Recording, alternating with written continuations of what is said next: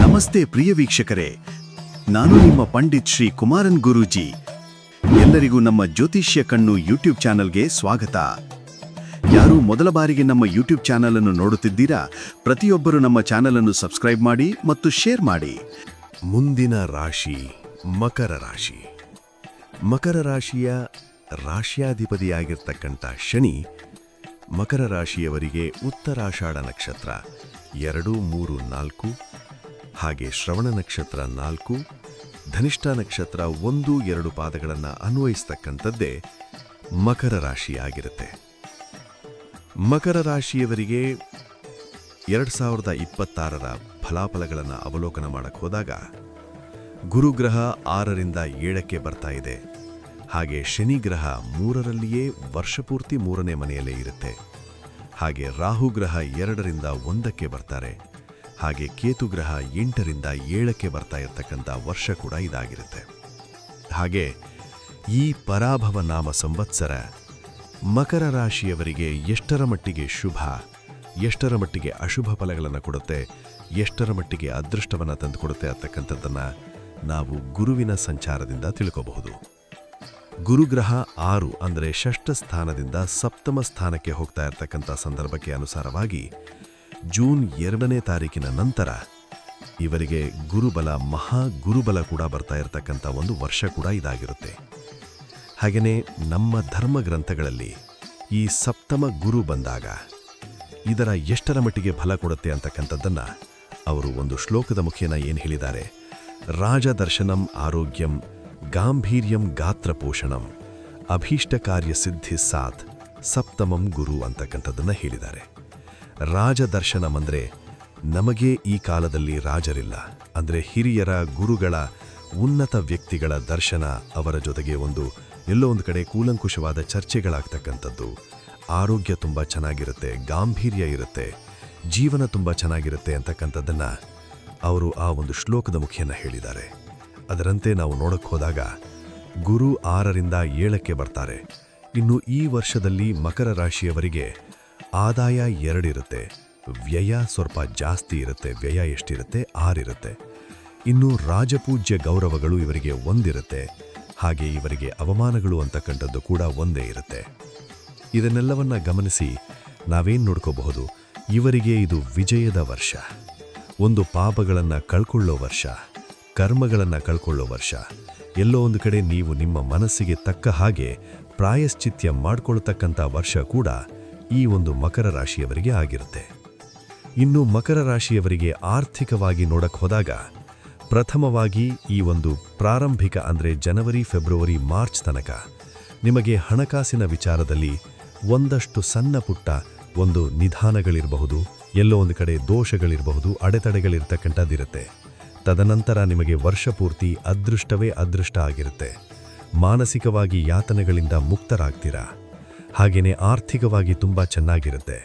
ಪ್ರಯತ್ನಗಳಿಗೆ ತಕ್ಕ ಫಲ ಸಿಗ್ತಕ್ಕಂಥದ್ದು ಪರಿವರ್ತನೆಯ ಕಾಲ ಅಂತ ಹೇಳುತ್ತೆ. ಯಾವುದೋ ಒಂದು ಮನೆಯಲ್ಲಿ ಯಾವುದೋ ಒಂದು ಅದೃಷ್ಟ ಏಕಾಏಕಿಯಾಗಿ ಆಕಸ್ಮಿಕವಾಗಿ ನಿಮಗೆ ಅದೃಷ್ಟ, ಆ ಅದೃಷ್ಟ ನಿಮ್ಮ ಮಡದಿಯ ಕಡೆಯಿಂದ ಇರಬಹುದು, ಅಥವಾ ನಿಮ್ಮ ಕಡೆಯಿಂದ ಇರಬಹುದು, ಅಥವಾ ಯಾವುದೋ ಹಳೆಯ ಪ್ರಯತ್ನ ಪೂರ್ವಿಕರ ಆಸ್ತಿಯ ವಿಚಾರದ ಇರಬಹುದು. ಅದರಿಂದ ನಿಮಗೆ ಅದೃಷ್ಟ ಕೂಡಿ ಬರ್ತಕ್ಕಂಥದ್ದಾಗಿರುತ್ತೆ. 3ರ ಶನಿ ಅಂದರೆ ಅತ್ಯಂತ ಅದೃಷ್ಟ. ಯಾವಾಗಲೂ ಅಷ್ಟೇ 3ರ ಶನಿ ಅಂದರೆ ನಿಮ್ಮ ಸ್ಥಾನವನ್ನು ಎಲ್ಲಿಗೆ ಆಕಾಶಕ್ಕೆ ತಗೊಂಡು ಹೋಗುತ್ತೆ. ನಿಮ್ಮ ಸ್ಥಾನ ಭೂಮಿ ಮೇಲಿಂದರೆ ಆಕಾಶಕ್ಕೆ ತಗೊಂಡು ಹೋಗುತ್ತೆ. ವೃತ್ತಿಯಲ್ಲಿ ಚೆನ್ನಾಗಿರುತ್ತೆ, ಕೀರ್ತಿ ಪ್ರತಿಷ್ಠೆಗಳಿಗೆ ಭಾಜನರಾಗ್ತೀರಾ. ವೃತ್ತಿಯಲ್ಲಿ ಸ್ವಲ್ಪ ಬದಲಾವಣೆ ಆಗ್ತಕ್ಕಂಥದ್ದು, ವ್ಯಾಪಾರಸ್ಥರಿಗೆ ಒಳ್ಳೆಯದಾಗ್ತಕ್ಕಂಥದ್ದು, ಒಳ್ಳೆಯ ಮಾರಾಟ, ಒಳ್ಳೆಯ ಸ್ಥಿರವಾದ ವ್ಯಾಪಾರದ ಸ್ಥಳವನ್ನು ಹುಡುಕೊಳ್ತೀರಾ. ಹಾಗೆ ತಂತ್ರಜ್ಞಾನದಲ್ಲಿರ್ತಕ್ಕಂಥವರಿಗೆ ಶುಭ ಆಗ್ತಕ್ಕಂಥ ಯೋಗ ಕೂಡ ಇರುತ್ತೆ. ರಾಹು 2ರಿಂದ ಜನ್ಮಕ್ಕೆ ಬರ್ತಾ ಇರತಕ್ಕಂಥ ಸಂದರ್ಭಕ್ಕೆ ಅನುಸಾರವಾಗಿ ನೋಡಕ್ಕೆ ಹೋದಾಗ ಅದು ಈ ಒಂದು ವರ್ಷದ ಕಡೆಯ ಭಾಗದಲ್ಲಿ ಆಗಿರೋದ್ರಿಂದ ಅದಕ್ಕೇನಷ್ಟು ಟೆನ್ಷನ್ ಇಲ್ಲ. ಇನ್ನು 2ನೇ ಮನೆಯಲ್ಲಿ ರಾಹು ಇರ್ತಕ್ಕಂಥದ್ದಾಗಿರೋದ್ರಿಂದ ಸ್ವಲ್ಪ ನೇರ ನಿಷ್ಠೂರವಾಗಿ ಮಾತಾಡಕ್ಕೆ ಹೋಗ್ತಾ ಇರ್ತೀರ. ಆದರೂ ಕೂಡ ಸೌಮ್ಯತೆಯನ್ನು ವೃದ್ಧಿ ಮಾಡ್ಕೋಬೇಕು. ಸಾಲ ಪಾವತಿ ಆಗುತ್ತೆ, ಕಟ್ಟಡ ಯೋಗ ಇದೆ, ರೋಗಜನಕಗಳಿಂದ ಮುಕ್ತರಾಗ್ತಕ್ಕಂಥ ಸಾಧ್ಯತೆ ಇರುತ್ತೆ. ಇನ್ನು 7ರ ಗುರು ಬಂದಾಗ ಇದಕ್ಕೆ ಹಂಸಯೋಗ ಅಂತ ಕರಿತೀವಿ. ಹಂಸಯೋಗ ಇರ್ತಕ್ಕಂಥದ್ದು ಕೀರ್ತಿ ಪ್ರತಿಷ್ಠೆಗಳಿಗೆ ಭಾಜನರಾಗ್ತೀರಾ. ಹಣಕಾಸಿನ ವಿಷಯದಲ್ಲಿ ಒಳ್ಳೆಯದಾಗುತ್ತೆ. ಐಷಾರಾಮಿ ಜೀವನವನ್ನು ನಡೆಸ್ತೀರಾ. ಮನರಂಜನೆಗಾಗಿ ದುಡ್ಡು ಖರ್ಚು ಮಾಡ್ತೀರಾ. ಮಕ್ಕಳಿಗಾಗಿ ದುಡ್ಡು ಖರ್ಚು ಮಾಡ್ತಕ್ಕಂಥದ್ದು, ಮಡದಿಯ ಉದ್ಯೋಗದಲ್ಲಿ ಬಡತಿ ಸಿಗ್ತಕ್ಕಂಥದ್ದು. ಹಾಗೆಯೇ ಈ ಒಂದು ರಾಶಿಯವರಿಗೆ ಕಾನೂನು ವಿಷಯಗಳಲ್ಲಿ ಜಯ ಆಗ್ತಕ್ಕಂಥದ್ದು. ಹಾಗೆ ರಾಹು ಕೇತುಗಳ ಅಕ್ಷ ಒಂದೇ ಲೈನಲ್ಲಿ ಬಂದಂಥ ಸಂದರ್ಭಕ್ಕೆ ಅನುಸಾರವಾಗಿ ನೋಡಕ್ಕೆ ಹೋದಾಗ ಕುಟುಂಬದಲ್ಲಿ ಯಾರಿಗೋ ಒಬ್ಬರಿಗೆ ಅನಾರೋಗ್ಯ ಕಾಡ್ತಕ್ಕಂಥ ಒಂದು ಸಾಧ್ಯತೆ ಇರುತ್ತೆ. ಹಾಗೆ ಮಕರ ರಾಶಿಯವರು ಪೊಲೀಸ್ ಇಲಾಖೆಯಲ್ಲಿರ್ತಕ್ಕಂಥವರು, ಹಾಗೆ ವಿದ್ಯಾ ಇಲಾಖೆಯಲ್ಲಿರ್ತಕ್ಕಂಥವರು, ಸರ್ಕಾರಿ ನೌಕರಿಯಲ್ಲಿರ್ತಕ್ಕಂಥವರಿಗೆ, ಕೃಷಿ ಮಾಡ್ತಕ್ಕಂಥವರಿಗೆ, ಹಾಗೆ ಇಂಟೆಲಿಜೆನ್ಸಲ್ಲಿರ್ತಕ್ಕಂಥವರಿಗೆ, ಟ್ರಾಫಿಕ್ ಪೊಲೀಸ್ ಇರ್ತಕ್ಕಂಥವರಿಗೆಲ್ಲ ಈ ವರ್ಷ ಅದೃಷ್ಟವೇ ಅದೃಷ್ಟ. ಒಳ್ಳೆಯ ಅದೃಷ್ಟ ಕೂಡ ಕೂಡಿ ಬಂದಿರತಕ್ಕಂಥದ್ದು. ಮಕ್ಕಳಿಗೆ ಉದ್ಯೋಗ ಸಿಗ್ತಕ್ಕಂಥದ್ದು, ವಿವಾಹ ವಿಷಯಗಳಲ್ಲೂ ಕೂಡ ಬಹಳಷ್ಟು ಶುಭ ಫಲಗಳಿರ್ತಕ್ಕಂಥ ಯೋಗ ಕೂಡ ಇರುತ್ತೆ.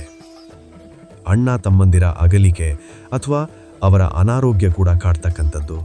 ರಾಜಕೀಯ ವ್ಯಕ್ತಿಗಳಿಗೆ ಆಕಸ್ಮಿಕ ಧನಲಾಭ, ಹಾಗೆ ರಾಜಕೀಯ ವ್ಯಕ್ತಿಗಳಿಗೆ ಬಹಳಷ್ಟು ಶುಭ ಇರತಕ್ಕಂಥ ವರ್ಷ ಸಹ ಮಕರ ರಾಶಿಯವರಿಗೆ ಆಗಿರುತ್ತೆ. ಮಕರ ರಾಶಿಯವರು ವೆಪನ್ಸ್ ಯೂಸ್ ಮಾಡಬೇಕಾದ್ರೆ ಸ್ವಲ್ಪ ಜಾಗೃತಿಯಾಗಿ ಇರಬೇಕಾಗಿರುತ್ತೆ. ಪ್ರೇಮ ವ್ಯವಹಾರಗಳಿಗೆ ಮನ್ನಣೆ ಸಿಗ್ತಕ್ಕಂಥ ಯೋಗ ಕೂಡ ಇರುತ್ತೆ. ವಾಹನ ಯೋಗ ಈ ವರ್ಷ ತುಂಬ ಚೆನ್ನಾಗಿರ್ತಕ್ಕಂಥದ್ದು. ಹಾಗೆ ನೀವು ಕಟ್ಟಡವನ್ನು ಕೂಡ ಈ ವರ್ಷದಲ್ಲಿ ಯಾವುದೋ ಒಂದು ಫಾರ್ಮ್ ಹೌಸ್ ಇರಬಹುದು ಅಥವಾ ಯಾವುದೋ ಒಂದು ಕಟ್ಟಡವನ್ನು ಕೂಡ ಕಟ್ತಕ್ಕಂಥ ಯೋಗ ಸಹ ಈ ಒಂದು ಮಕರ ರಾಶಿಯವರಿಗೆ ಇರುತ್ತೆ. ಪಾಲುದಾರಿಕೆಯಿಂದ ಬಹಳಷ್ಟು ಶುಭ ಆಗ್ತಕ್ಕಂಥ ಯೋಗ ಕೂಡ ಇರುತ್ತೆ. ಬಂಧುಗಳಿಗೆ ಸಹಾಯ ಮಾಡ್ತಕ್ಕಂಥ ಸಾಧ್ಯತೆ ಮಕರ ರಾಶಿಯವರಿಗೆ, ಬಂಧುಗಳಿಗೆ ಏನೋ ಕಷ್ಟದಲ್ಲಿರ್ತಕ್ಕಂಥ ಬಂಧುಗಳಿಗೆ ಸಹಾಯ ಮಾಡ್ತಕ್ಕಂಥ ಯೋಗ ಕೂಡ ಇರುತ್ತೆ. ರಾಜಕೀಯವಾಗಿ ಪ್ರಗತಿ ಇರುತ್ತೆ. ಧೈರ್ಯದಿಂದ, ಧೈರ್ಯಂ ಸರ್ವತ್ರ ಸಾಧನಂ, ಧೈರ್ಯನೇ ನಿಮಗೆ ಈ ವರ್ಷದ ಬಂಡವಾಳ ಆಗಿರುತ್ತೆ. ವೃತ್ತಿಯಲ್ಲಿ ಯಶಸ್ಸಿರುತ್ತೆ. ಧರ್ಮ ಕಾರ್ಯಗಳಲ್ಲಿ ಭಾಗಿಯಾಗ್ತೀರಾ.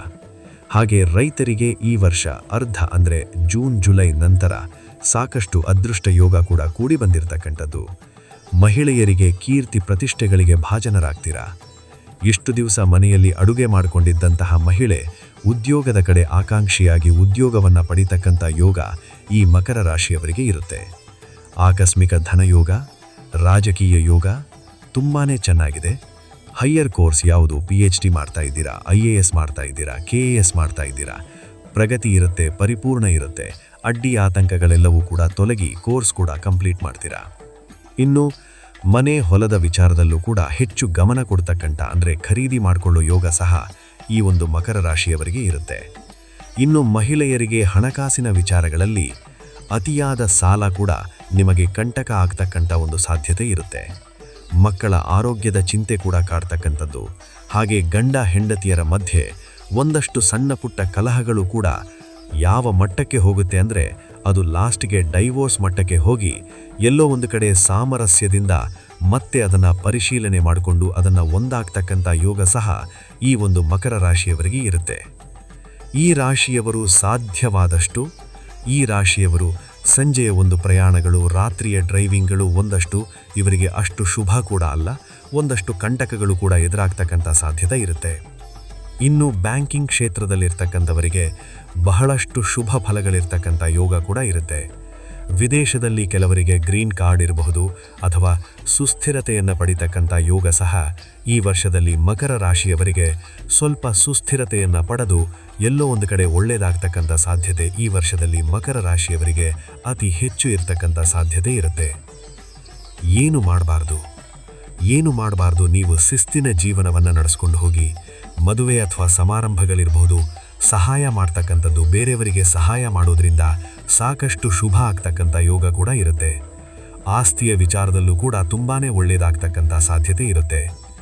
ಈ ರಾಶಿಯವರು, ಮಕರ ರಾಶಿಯವರು ದೇಹಾರೋಗ್ಯದ ಬಗ್ಗೆ ಒಂದಷ್ಟು ಗಮನವನ್ನು ಕೊಡಬೇಕು. ನಿರ್ಲಕ್ಷ್ಯತನ ಬೇಡ. ನಿರ್ಲಕ್ಷ್ಯತನ ಮಾಡ್ಕೊಂಡು ಹೋದಾಗ ಆರೋಗ್ಯದ ಎಲ್ಲೋ ಒಂದು ಕಡೆ ಆರೋಗ್ಯ ಹಾಗೇನೆ ಹೆಚ್ಚು ನಿಮಗೆ ಕಂಟಕ ಆಗ್ತಕ್ಕಂಥ ಒಂದು ಸಾಧ್ಯತೆ ಕೂಡ ಇರುತ್ತೆ. ಪಿತ್ರಾರ್ಜಿತ ಆಸ್ತಿಯ ವಿಚಾರದಲ್ಲೂ ಕೂಡ ಒಂದಷ್ಟು ಸಮಾಧಾನವಾಗಿ ಹೋಗಬೇಕಾಗಿರುತ್ತೆ. ಹಠದ ಸ್ವಭಾವ ಈ ರಾಶಿಯವರಿಗೆ ಈ ವರ್ಷ ಸಮಂಜಸ ಶುಭ ಕೂಡ ಅಲ್ಲ. ಹಾಗೆ ದೇವತಾ ಕಾರ್ಯಗಳಲ್ಲೂ ಕೂಡ ಭಾಗಿಯಾಗ್ತೀರಾ. ಬಡ್ಡಿ ವ್ಯವಹಾರ, ಹಣಕಾಸಿನ ವಿಚಾರಗಳಲ್ಲಿ ಮಕರ ರಾಶಿಯವರು ಸ್ವಲ್ಪ ಜಾಗೃತಿಯಾಗಿರಬೇಕು. ಅತಿಯಾದ ಆಸೆಗೆ ಹೋಗಿ ಹಣ ಕಳೆಕೊಳ್ಳೋ ಸಾಧ್ಯತೆ ಕೂಡ ಇರುತ್ತೆ. ಹಾಗೆ ಯಶಸ್ಸು, ಕೀರ್ತಿ, ಪ್ರತಿಷ್ಠೆಗಳನ್ನು ನೀವು ಸಮಾಧಾನ ಚಿತ್ತದಿಂದ ಮನಸ್ಸಿನಲ್ಲಿ ತಗೊಂಡಿದ್ದೇ ಆದರೆ ತುಂಬಾನೇ ಒಳ್ಳೆಯದಾಗ್ತಕ್ಕಂಥ ಒಂದು ಸಾಧ್ಯತೆ ಕೂಡ ಇರುತ್ತೆ. ಹಾಗೆ ವಿವಾಹ ವಿಷಯಗಳಲ್ಲಿ, ಮಕ್ಕಳ ವಿವಾಹ ವಿಷಯಗಳಲ್ಲಿ ಸುಮ್ಮನೆ ಅತಿಯಾಗಿ ತೋರಿಸಿಕೊಂಡು ಅಥವಾ ದುಂದುವೆಚ್ಚ ಮಾಡಕ್ಕೆ ಹೋದಾಗ ಈ ರಾಶಿಯವರಿಗೆ ಸ್ವಲ್ಪ ಸಾಲಕ್ಕೂ ಸಿಕ್ಕಾಕೊಳ್ಳೋ ಸಾಧ್ಯತೆ ಕೂಡ ಇರುತ್ತೆ. ಹಾಗೇನೇ ಈ ರಾಶಿಯವರಿಗೆ ಸ್ವಲ್ಪ ಹೊಟ್ಟೆಗೆ ಅಂದರೆ ಈಗಾಗಲೇ ಹಲ್ಲಿನ ತೊಂದರೆ ಜೊತೆಗೆ ವರ್ಷದ ಕಡೆಯ ಭಾಗದಲ್ಲಿ ಒಂದಷ್ಟು BP ಅಥವಾ ಶುಗರ್ ಏನಾದರೂ ಇದ್ದರೆ ಅದರಲ್ಲೂ ಕೂಡ ಹೆಚ್ಚು ಗಮನವನ್ನು ಕೊಡಬೇಕಾಗಿರುತ್ತೆ.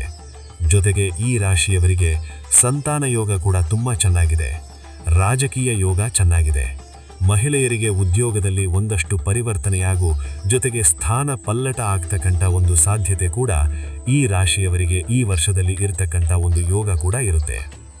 ಹಾಗೆ ಕಟ್ಟಡವನ್ನು ಕನ್ಸ್ಟ್ರಕ್ಷನ್ ಮಾಡ್ತಕ್ಕಂಥ ಸಂದರ್ಭಕ್ಕೆ ಅನುಸಾರವಾಗಿ ನೋಡಕ್ಕೆ ಹೋದಾಗ ಹಣ ಆಟೋಮ್ಯಾಟಿಕ್ ಆಗಿ ನಿಮಗೆ ಅದೃಷ್ಟ ಕೂಡ ಈ ವರ್ಷದಲ್ಲಿ ಕೂಡಿ ಬಂದಿರತಕ್ಕಂಥ ಸಾಧ್ಯತೆ ಕೂಡ ಇರುತ್ತೆ. ಮಕ್ಕಳಿಂದ ಕೂಡ ಶುಭ ಆಗುತ್ತೆ. ಏನು ಪರಿಹಾರ ಮಾಡಬೇಕು? ಈ ವರ್ಷದಲ್ಲಿ ಸಾಧ್ಯವಾದಷ್ಟು ಹನುಮನ ಜಪ ಮಾಡಿಕೊಳ್ಳೋದು, ಸುಬ್ರಹ್ಮಣ್ಯನ ಸ್ತೋತ್ರ ಹೇಳ್ಕೊಳ್ಳೋದು, ಸುಬ್ರಹ್ಮಣ್ಯನ ಮಂತ್ರ ಹೇಳ್ಕೊಳ್ಳೋದ್ರಿಂದ ಸಾಕಷ್ಟು ಶುಭ ಫಲಗಳು ಕೂಡ ಬರ್ತಕ್ಕಂಥದ್ದು.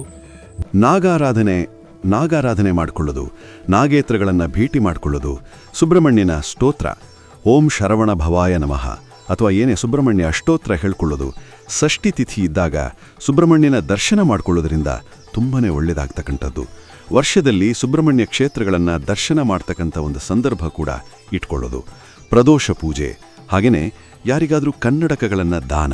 ಈ ವರ್ಷದಲ್ಲಿ ಒಂದು 5 ಜನಕ್ಕೆ ಕನ್ನಡಕ ದಾನ ಮಾಡೋದ್ರಿಂದ ತುಂಬನೇ ಒಳ್ಳೆಯದಾಗುತ್ತೆ. ಓಂ ಶರವಣ ಭವ ಆಗಲಿ, ಅನಂತಂ ವಾಸಕಿಂ ಶೇಷಂ ಪದ್ಮನಾಭಂ ಚ ಕಂಭಲಂಶ ಶಂಖಪಾಲಂ ಧಾತ್ರ ರಾಷ್ಟ್ರಂ ತಕ್ಷಕಂ ಕಾಲಿಯಂ ತಥಾ. ಈ ಮಂತ್ರವನ್ನು ನವನಾಗ ಸ್ತೋತ್ರ ಹೇಳ್ಕೊಳ್ಳಿ.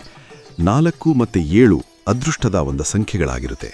ಸಾಧ್ಯವಾದಷ್ಟು ಕಪ್ಪು ಮತ್ತು ನೀಲಿಯ ಬಣ್ಣವನ್ನು ಹೆಚ್ಚಾಗಿ ಬಳಸ್ಕೊಂಡಿದ್ದೇ ಆದರೆ ತುಂಬನೇ ಒಳ್ಳೆಯದಾಗ್ತಕ್ಕಂಥದ್ದು.